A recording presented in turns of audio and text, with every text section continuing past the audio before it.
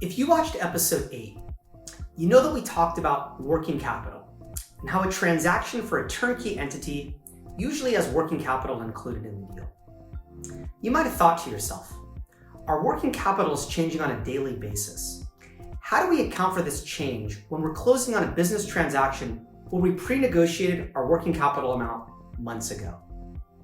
Today, we're going to talk about closing adjustments and how they work as a mechanism to bring the working capital in line with your purchase agreement, and how to account for the prepaid expenses, prepaid revenue, and other deposits that may not have made it into the working capital calculation. Let's take ourselves to the day of the close. The seller will pull a report that shows the working capital at that point in time. The parties will then compare the working capital the day of the close versus the working capital that was agreed upon in the purchase agreement. If the working capital the day of the close is greater than the agreement, the buyer will credit the seller the difference. If it's less on that day, the seller will credit the buyer the difference. Now keep in mind, much of the time, the working capital calculation is only looking at accounts receivable, accounts payable, and inventory. So what about other prepaid expenses, prepaid revenue, and deposits? Let's make sure you know what I'm referring to. I think that leases are a great example. Assume you have a deal closing on the 15th of the month.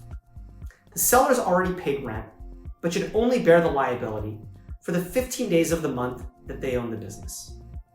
Here's an example where the buyer would owe the seller for 15 days of prorated rent. At the close, this needs to be added to the amount that the seller receives from the buyer.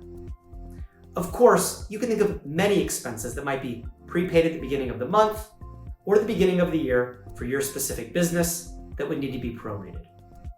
Now, some credits may flow the other way.